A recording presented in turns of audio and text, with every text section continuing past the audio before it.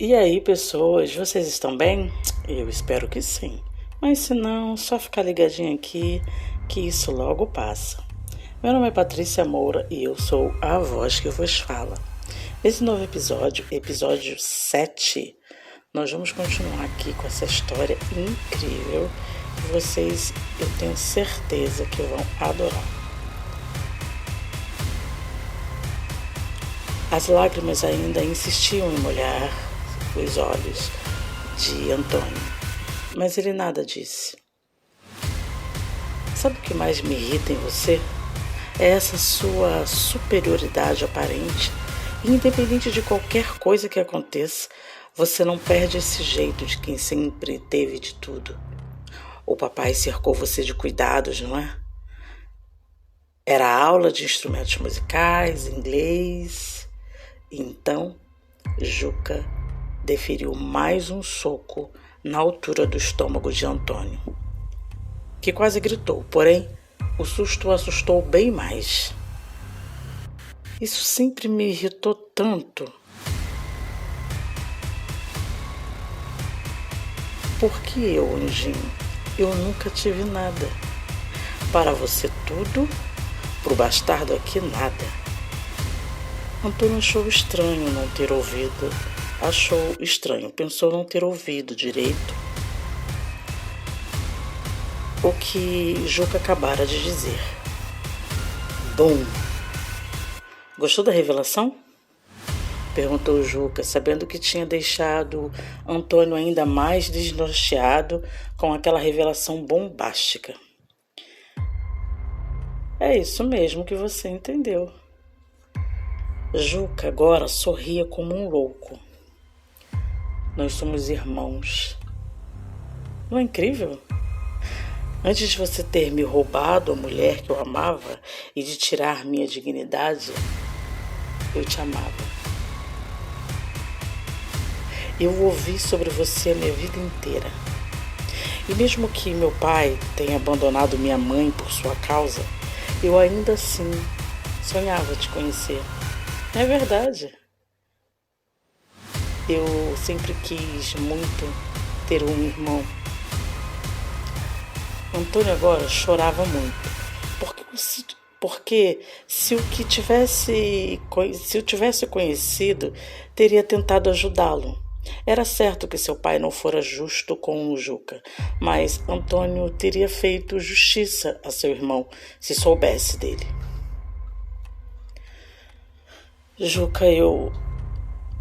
Juca, porém, não o deixou terminar a frase. Não, você não fala aqui. Juca o socou novamente e agora no queixo. Antônio dessa vez batera a cabeça na lataria do furgão, caindo no chão do carro. Com Juca descontrolado em cima dele.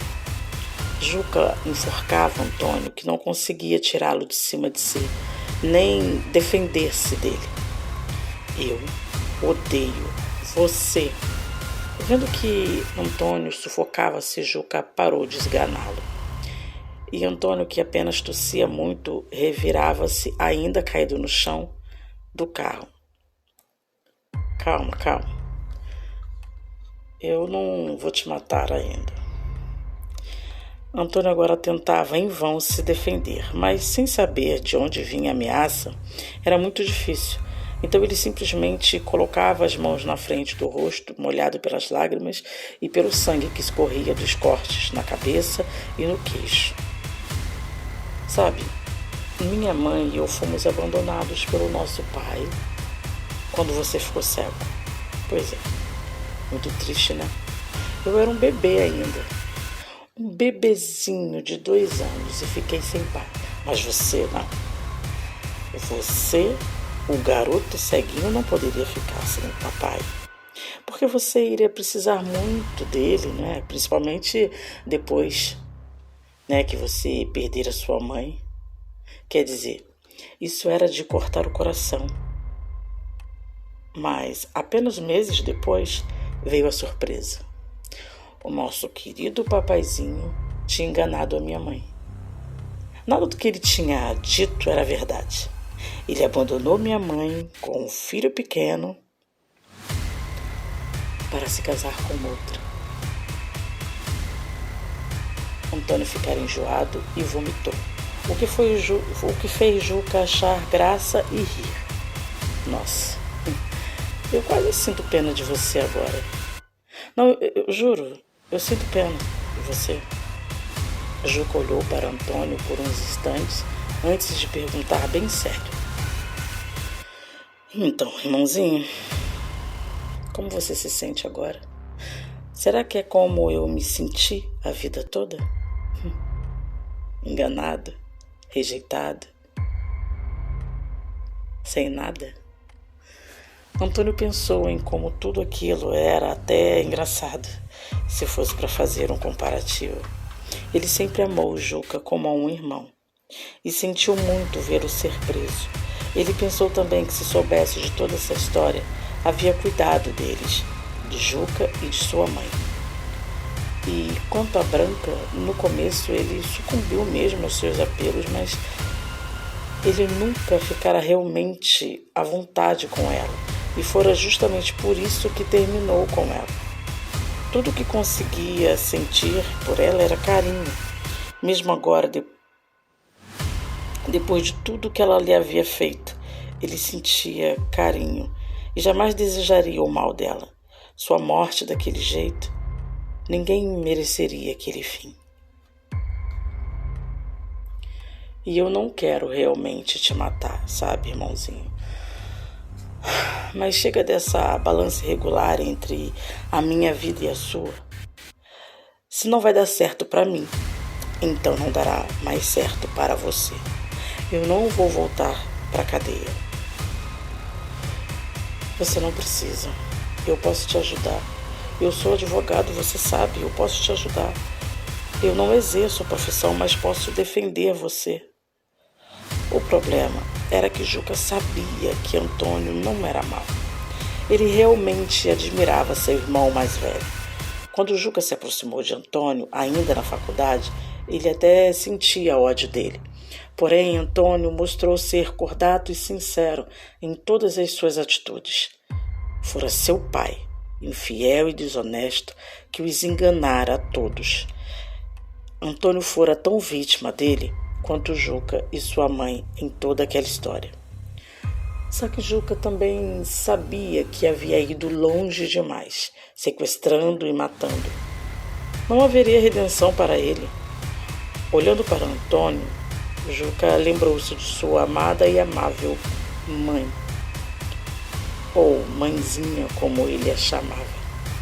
O que será que ela pensaria dele se soubesse que ele havia matado alguém e estava prestes a matar o seu próprio irmão? De repente, aquele pensamento transtornou muitíssimo. Então, ao olhar para o irmão novamente, compadeceu-se dele. Você quer água? Perguntou Juca, julgando ter machucado muito Antônio, que vez em quando fazia caretas que pareciam ser de dor, pensou Juca. Por favor, pediu Antônio, quase que sussurrando. Juca rapidamente fora até uma mochila que estava no chão do carro atrás dele e, abrindo, apoiou uma garrafa d'água e botou na boca de Antônio, que se assustou com a proximidade de Juca. Mas aí ele prometeu: não vou machucar você. Quer dizer, bebe logo isso daí. Antônio bebia a água, mas por conta dos ferimentos ele deixava escapar o líquido pelos cantos da boca, molhando a blusa.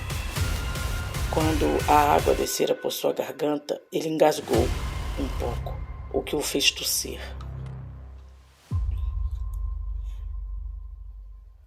O barulho de sirenes ecoava pela estrada.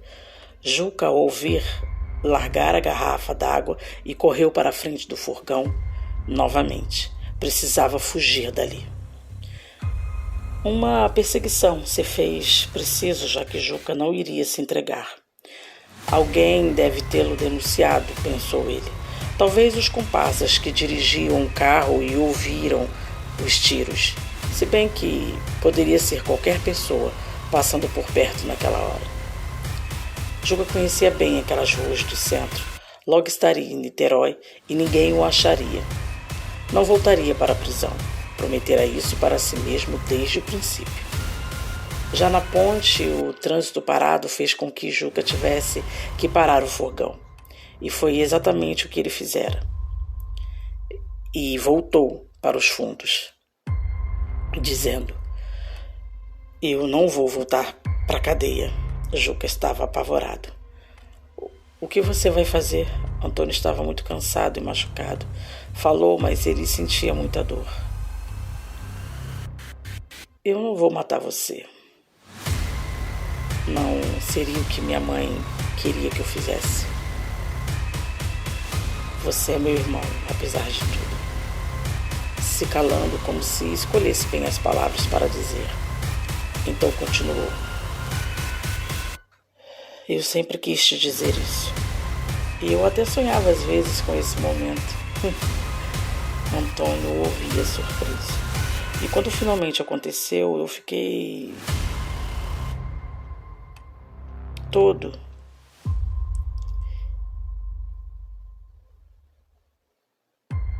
E valeu muito a pena conhecer você. Muito mesmo." Antônio chorava sem nenhum esforço, porque para ele Juca sempre fora seu irmão.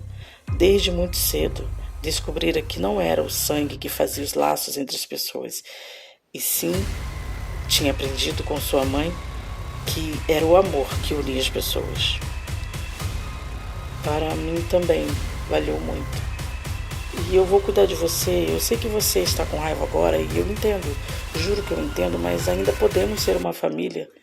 Juca sorriu e tinha muita tristeza e desgosto em seu semblante. "Tá falando isso mesmo depois de eu ter matado sua namorada?" "A Branca não era minha namorada. Eu terminei com ela porque depois que você foi preso eu não pude mais ficar com ela. Terminei com ela 3 meses depois de você ser preso, pois me sentia mal todas as vezes que lembrava de você, me dizendo que a amava." Agora foi o Juca que olhava para ele surpreso. "Não precisa mentir. Eu vi vocês hoje." "Você viu o quê?" "Eu não estava no meu quarto e acordei com ela caindo em cima de mim e você falando. Eu tinha passado a noite com outra mulher." Silêncio. Até que Antônio continuou: "Eu não acreditei em você porque as provas contra você eram muito fortes. Mas depois eu tentei tirar você de lá, mas você não quis. Nem as minhas visitas você aceitou. Por favor, aceite a minha ajuda agora." Quando um helicóptero passou por cima do furgão, pela janela, Juca pôde ver que muitos policiais vinham a passos firmes, olhando de carro em carro. Até cachorros os acompanhavam.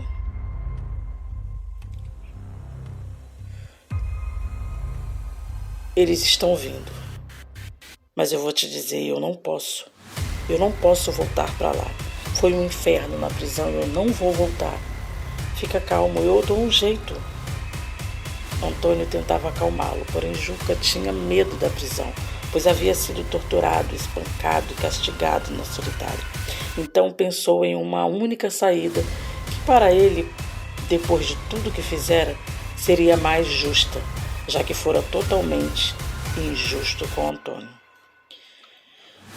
"Infelizmente, você vai ter que viver com isso e saber que mesmo tentando, não conseguira salvar, não uma, nem 2, mas as 3 pessoas que mais o amaram na vida." Antônio congelou. Não, ele não poderia fazer isso. Juca abriu as portas do furgão. Eles estavam na ponte, Rio-Niterói. "Irmãozinho, seja feliz, meu anjo." Um outro tiro pôde ser ouvido.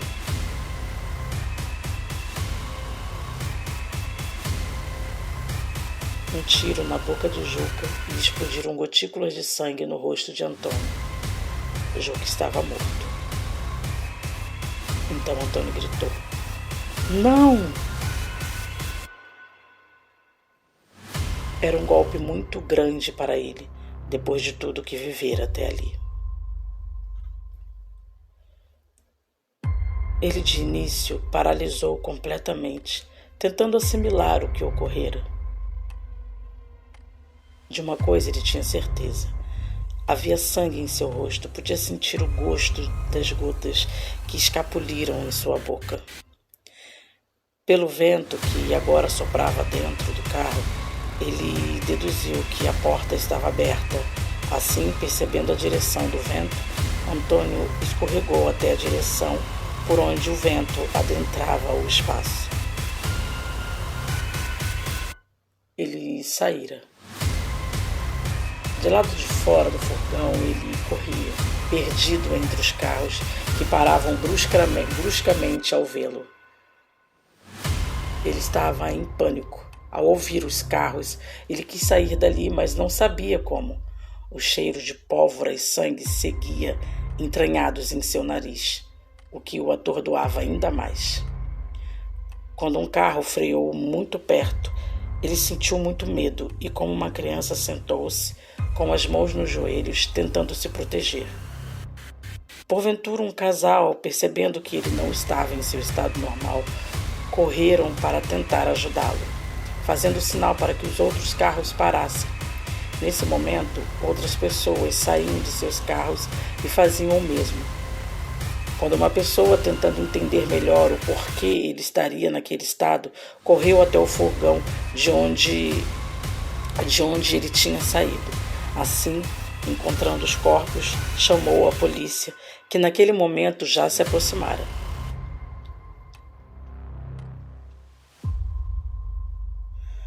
Virna, Guto e companhia já não sabiam mais onde procurar Antônio quando o telefone tocou. Pronto.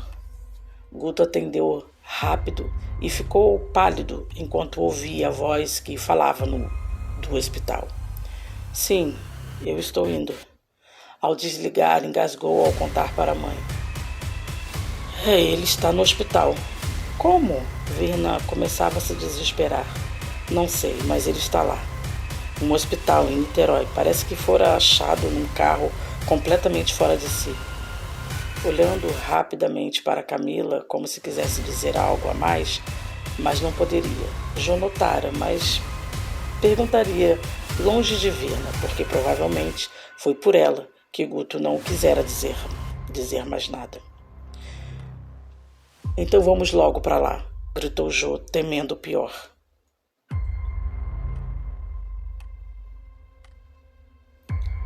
Chegando ao hospital, Jô deu um jeito de ficar para trás e, segurando o braço de Guto, perguntou: o que realmente aconteceu com Antônio? Eu sei que tem alguma coisa, eu vi você meio que olhando diferente para Camila. É por causa da madrinha, não é? O que ela não pode saber? O Antônio foi mesmo encontrado na ponte, aquela que a gente passou.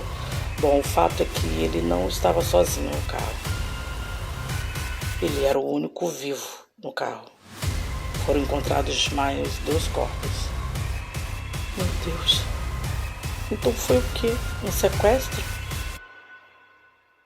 Pode ter sido, mas as pessoas não eram estranhas. Jô, a Branca está morta. Jô não pôde evitar o grito que dera. Como assim? Isso eu não sei.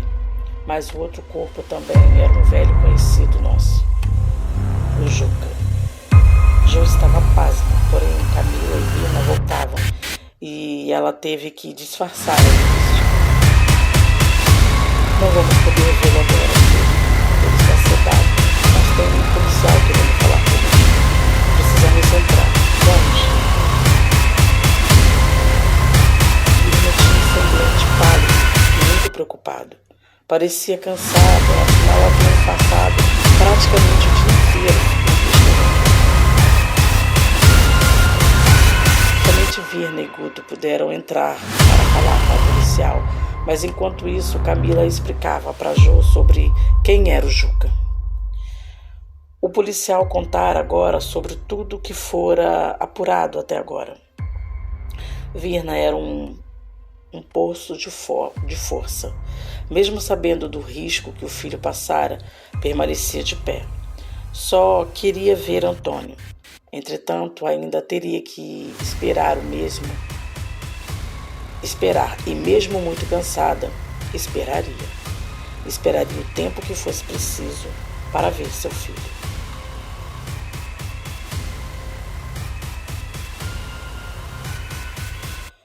Os corpos de Branca e Juca foram liberados pelo IML e suas respectivas famílias fizeram os enterros enquanto Antônio ainda estava no hospital. Antônio não estava bem com toda aquela situação. Teve que passar e repassar toda a história diversas vezes, incluindo o roubo de seu dinheiro, que agora e jamais reaveria com a morte de Branca. Ela era a única pessoa que poderia devolvê-lo.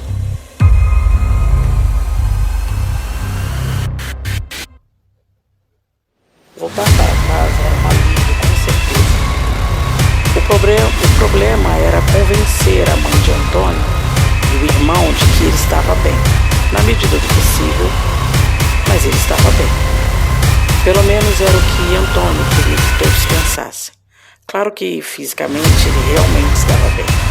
Seu psicológico, entretanto, é que talvez jamais voltasse a ser igual.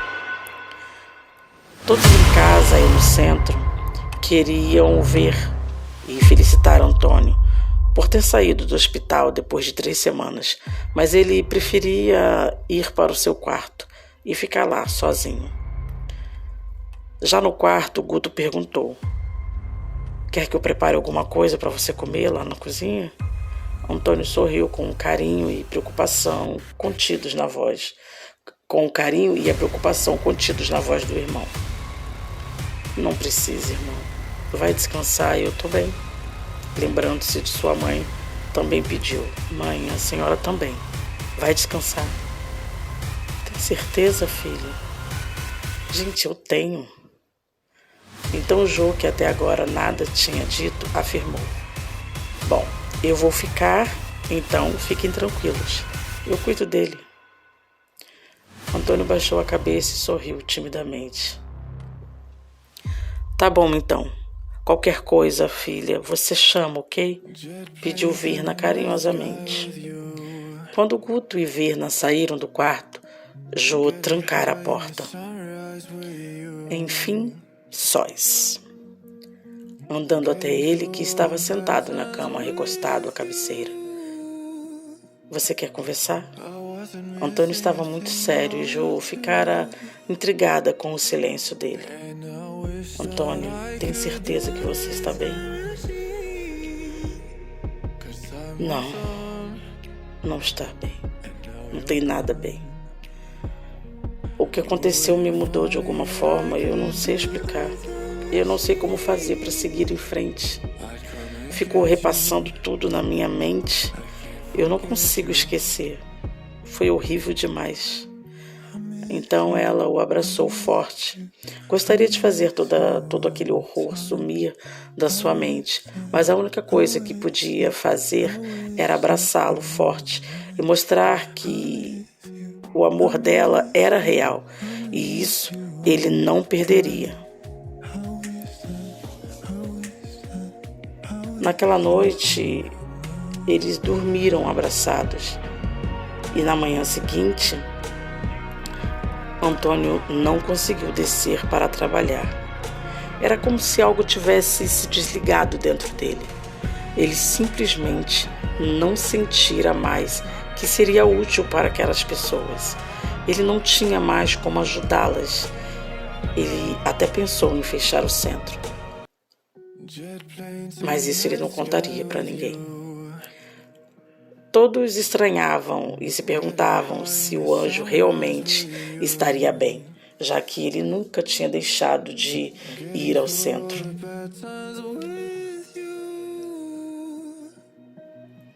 Duas semanas depois de ter tido alta, Antônio ainda não tinha se animado em descer ao centro, e isso fez com que Guto subisse para conversar com seu irmão.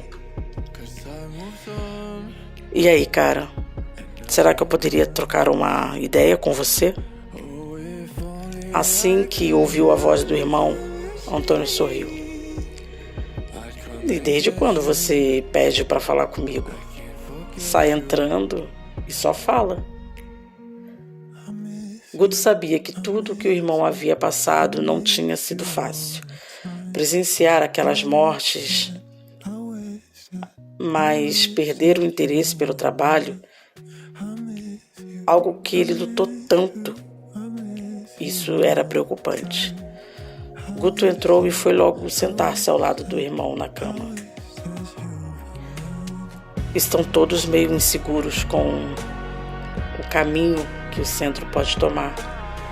Você sabe o quanto essas pessoas dependem do centro e de você. Guto esperou que Antônio dissesse alguma coisa que arrancasse toda a insegurança de todos, como sempre fazia, mas ele se calou. Assim, Guto soube que algo não estava certo. Tem alguma coisa que você não nos contou? O que realmente aconteceu naquele carro? Os exames de balística e o ML comprovaram que o que os matou foram realmente balas de revólver. Do revólver do Juca, que matou a Branca e depois se matou. Novamente, Guto esperou por qualquer palavra de Antônio, que não conseguia dizer nada. Guto percebera a angústia de seu irmão. Antônio arfava, estava inquieto. Dava para ver o quanto aquele assunto perturbava muito. Ei, calma. O que aconteceu? Me conta. Guto estava pensando, naquele momento, que aquilo que Antônio estava sentindo era nitidamente uma crise de pânico. Eu não consigo respirar. Ei, fica calmo e só respira devagar. Guto ficou ali com o irmão mais novo, esperando a crise passar. Ele ajudou Antônio a passar por crises como essa várias e várias vezes durante a vida, mas nunca havia contado para ninguém, nem para sua mãe. Havia muito tempo que Antônio não tinha aquelas crises. Então Guto esperou passar alguns momentos para que a crise passasse.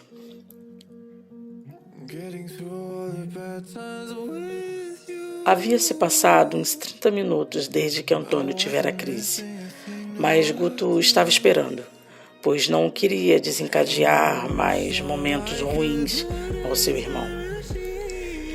Não vou desistir de ter essa conversa com você. Eu preciso saber o que houve para poder ajudá-lo. Houve mais um momento silencioso, mas quando menos Guto esperava, Antônio falou. Eu deveria estar morto. Mas o Juca desistiu. Na última hora ele desistiu. Certo. A Branca entrou mesmo na frente da arma no seu lugar? Não. Ele matou ela. Juca matou ela de propósito porque estava enciumado. Mas não é isso. Não é isso que me atormenta. Guto, o Juca era meu irmão.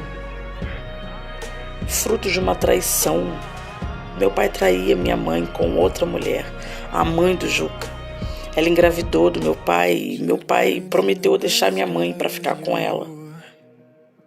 Mas o acidente fez ele mudar de ideia, porque ele queria ficar comigo.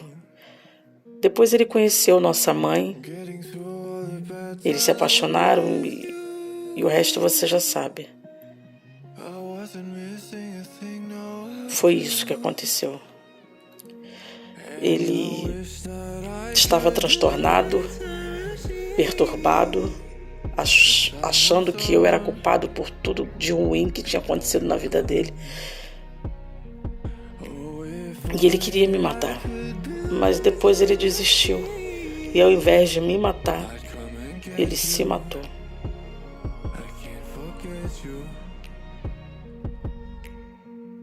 Antônio não esboçara nenhum sentimento que não fosse tristeza e decepção. Quanto ao Guto, ele não encontrava sua voz para dizer qualquer coisa que fosse.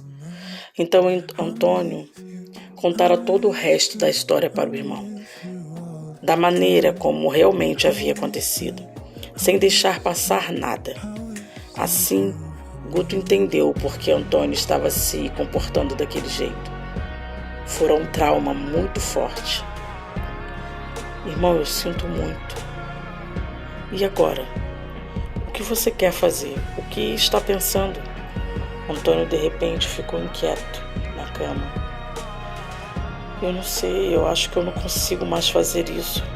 Não sei como continuar ajudando essas famílias, essas pessoas. Eu não consigo salvar ninguém, não posso ser responsável por mais pessoas sofrendo por minha causa. Ei, do que você está falando? A Branca te roubou, mentiu, enganou e tudo por um capricho idiota. Irmão, isso não é amor. Ela deixou um homem pagar por algo que ele não tinha feito. Não estou defendendo o Juca, mas ele também fora vítima dela, mas não a ponto de ser desculpado. Ele quase te matou, foi vítima do seu pai, do pai de vocês, mas assim como você, também foi, mas você não machucou ninguém. Guto, como quem quisesse proteger seu irmão daquelas memórias, o abraçou forte. Antônio apenas se deixou abraçar. Depois de alguns instantes, Guto perguntou: mas e o dinheiro? Jamais saberemos. E isso era verdade. Não demorou muito para anoitecer. Antônio estava muito saudoso de sua amada. Estar com Jo era a única coisa que o fazia esquecer todo aquele horror. Existia um novo momento entre eles. Ele a esperava de dia no próprio quarto, mas às noites eles passavam juntos no quarto dela. Mas para ele essa espera era longa demais. Contava os minutos praticamente para encontrá-la. Somente com Jo, Antônio sentia-se protegido de seus pensamentos. Com ela não tinha dor, nem tristeza. E isso era a única parte do dia onde podia se dizer que era feliz.